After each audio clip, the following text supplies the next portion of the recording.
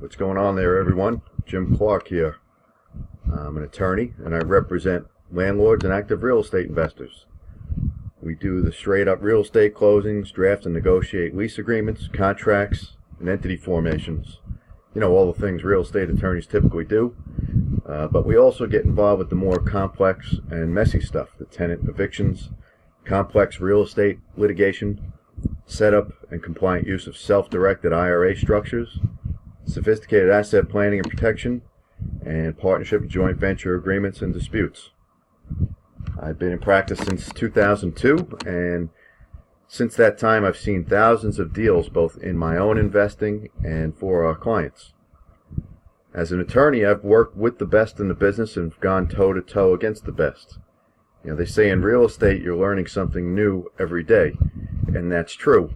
But over the years I've seen a lot, and I'm hoping that through these presentations I can share some of those experiences and what I know, so I can help you become better at what you do. Before we get started, I just need to mention that the material provided in this presentation is informational only and not for the purpose of providing legal advice. You should contact your attorney to obtain advice with respect to any particular issue or problem. The use of and viewing of this presentation or any of the links contained do not create an attorney-client relationship. The opinions expressed in this presentation are the opinions of the individual author, myself, and may not reflect the opinions of our firm or any individual attorney. Portions of this presentation may contain attorney advertising under the rules of some states, and prior results don't guarantee a similar outcome. If you need an attorney or think you might need an attorney, then by all means feel free to reach out to us. Our offices are in New York, and we're licensed to practice in New York, but we work with investors from all over the U.S. And if we can help you, then we're happy to point you, if we can't help you, then we're happy to point you in the right direction. You can find us on the web at www.clarkslaws.com, or you can reach us using the contact information that you'll see throughout the presentation. Give us a call. I love this business. I love speaking with investors. I'm here in service to you guys, so by all means, hit me up. This presentation is free to you, but of course I encourage you to support it by subscribing and liking it so that we can keep doing what we do. In the course of a month, I interact with many landlords and investors through my presentations to local organizations, networking, as well as one-on-one conversations with landlords and investors. And what I find is that the same questions often come up over and over again. So I thought it would be a good idea to start collecting the questions I get and then to record a short presentation focusing on the most popular questions so that the information could be of greater benefit to more people. If as you're rolling along you have any questions that you'd like to ask, please get them to me using the contact information below or through my website at www.clarkslaws.com, and I'd be happy to consider it for a future Q&A presentation. I'm going to try to keep these presentations to no more than 15 minutes, but we'll see how it goes. A lot of it depends on the content. Either way, I hope you find this information to be helpful. So now, with all that out of the way, and without further ado, I'll now run through our September 2018 Landlord and Real Estate Investor Q&A.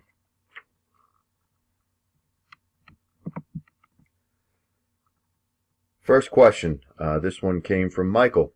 What is a percentage rent structure in commercial real estate, and how does it work? Well, good question. Percentage rent structure it's really a broad term. It's used in many different contexts. It's a way really for owners of property, landlords, to get more money out of their rental, and also to it creates something of a partnership with the tenant. One of the most basic forms of this that I've seen, you see a lot in service stations, gas stations, where the landlord is not only the landlord, but they're also supplying the fuel to the station. And what they do is they get a few cents off of every gallon that the tenant sells at the station, and also some reduced rent. So they're getting some base rent, which is like the landlord's floor of income of what they're going to get, plus they get a tiny percentage of the profits that are coming out of the location. We see it also in some professions where certain professionals, lawyers is one example, where they actually split some of their profits in lieu of rent. Sometimes it's like a pure rent structure. Sometimes you see it in malls, in which the stores and the malls pay some basic rent, but then they also pay a percentage of their sales. And what that does, it kind of helps the tenant somewhat because it gives them a little bit of downside protection, and it also incentivizes the landlord a little to make sure that there's good product there, like in the case of a mall, to make sure that the mall is safe and welcoming to customers, because then the businesses will flourish. They'll be making more money. They'll be giving more of a percentage rent. The way it works is basically it's outlined in the lease agreement, and if you have a hybrid structure where there's some base rent plus a percentage rent, it's defined. There's certain metrics that are put in there, and it could be very complex or very simple, but that's usually how it works. Next question is from Tom. I'm thinking about getting into private lending. What do I need to know? Great question, loaded question. I don't know if we're going to be able to cover everything you're going to need to know, but one thing I always tell my clients when they come to me asking, I want to get into private lending, what do I need to know? The basis of private lending is really your security and your ability to get your money back. If you're loaning money out, that's what you want. You want to know you're going to get it back. You want to know you're going to get return. To many people, this seems like a low risk type of investment. I think actually the opposite. I think it's kind of, you have unlimited risk, but you have limited returns. And the reason why that is because when you're loaning money, you're loaning it out at a fixed rate usually, or sometimes a variable rate, but your percentage that you're going to get is fixed. But if things really go bad and things, the borrower is not able to pay you back, and if things go really bad and the value of your collateral is not there, your risk is really, it's unlimited. If you end up having to foreclose and you're in a state like New York where the foreclosure laws are very difficult, very slow to finish a foreclosure, there's a lot of damage that can be done. So that's usually the first thing I usually tell clients that are getting into this is, number one, make sure you're comfortable with the structure, with that setup. A bank account, usually it's people that have a lot of money in bank accounts and they're earning no return on it. But bank accounts are relatively safe in comparison to investing, say, in rehabs and flips at a higher percentage.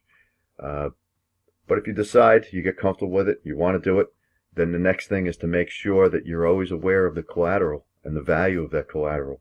And there's a lot of different forms of collateral. Some of it could be a personal guarantee as collateral, but then you want to make sure the person that's giving the guarantee has got the value to be able to back it up. Other collateral is the real estate itself. You want to make sure that the real estate is worth what you think it's worth, so that your loan to value percentage is low enough where if you do have to foreclose, you're not going to take a bath. There's enough equity there for you to get paid.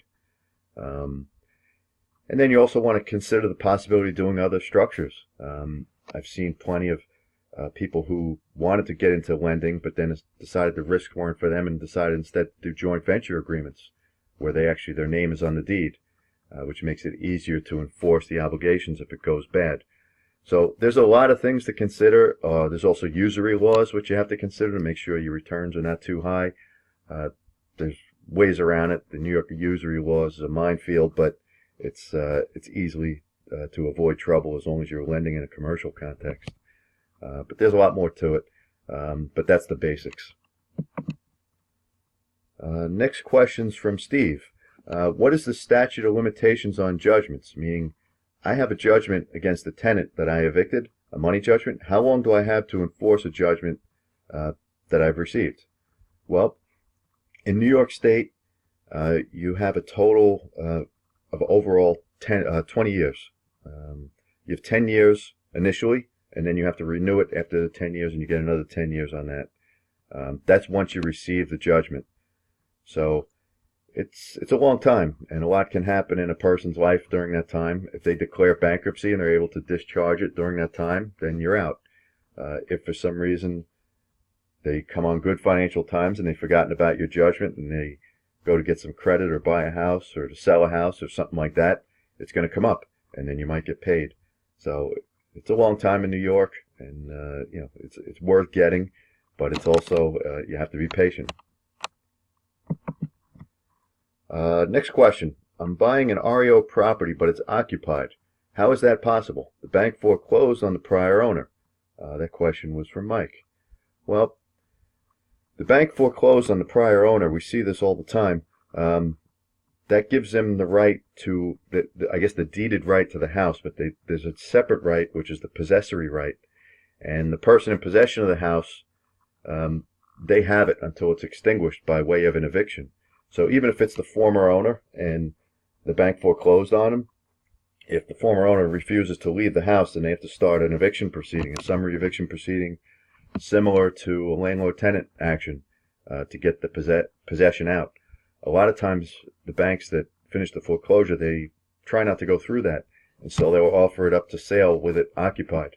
There's a risk involved with that, especially if you don't know who the occupant is.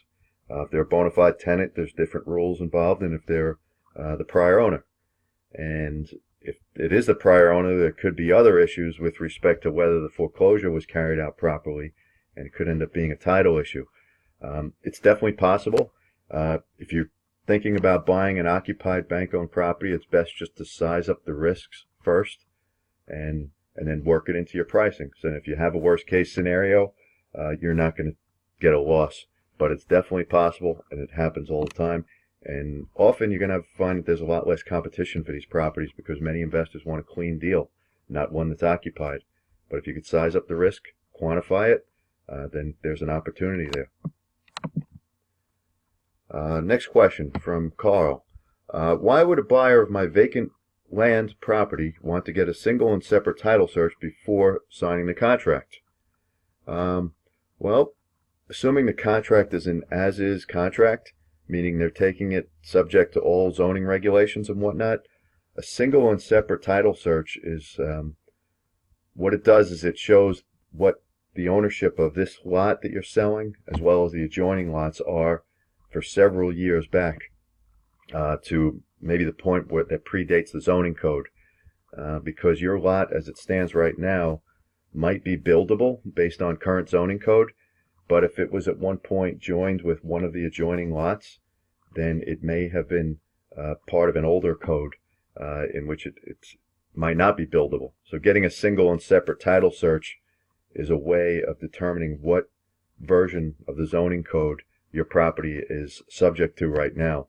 And it's kind of necessary if they're planning on developing the property. Next question. This one is from Angela. Should I send payments to my private lender by bank check and using certified mail? Good question. We see this one quite often. Actually, we saw it with a client with a similar name recently. Payments to a private lender. I know that bank checks and certified mail might seem prudent because then at least the lender knows that it's a good check. It's not going to bounce. Certified mail, so you can track it. What I found is the exact opposite. You're better off sending it by way of a regular personal or business check. That way, when the lender receives it, you're going to get a record of it being deposited, and that you'll get the canceled check back from your bank. And that way, if there's any dispute as to what payments were made, what payments were not at the end of the term, you've got proof that it was deposited and accepted. Certified mail, yeah, it's good to be able to ensure delivery. The problem with certified mail is a lot of times it will require a signature of somebody that's getting it on the other side, or it might require the postal service to actually find a live person instead of just dropping it in the mailbox. That requires extra effort, and it might not get delivered in time. Sometimes the postal service will try 3 times before they return it back to you, and that 3 times could be over the course of several weeks. If it's an interest payment to a private lender, that could put you in the red, could make you late. for reasons outside your control. So usually it's best to do just regular mail. The flow of the mail is good. If it gets lost and you'll have a regular check, you'll be able to determine if it's been deposited or not. And if it does get lost, you have the ability to put a stop payment on a regular check. Whereas a bank check, it's a little bit more involved.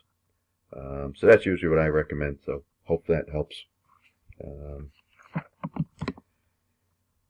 that's so as we get closer to wrapping up here, I just wanted to reiterate that if you have any questions that you'd like to ask, trying to keep to my 15-minute rule here, please get them to me using the contact information below or through my website at www.clarkslaws.com, and I'd be happy to consider it for a future presentation. If you have any feedback on how we could make this presentation better, feel free to use the comment section below or reach out to us. And if you like this presentation, then you can help keep it going by liking to show your support or subscribing so that you'll be notified when new content is posted, and so that we can keep doing what we do and stand in service to you. So that's all the time we have this time around. I'm Jim Clark. Thank you for tuning in, and we'll see you next time.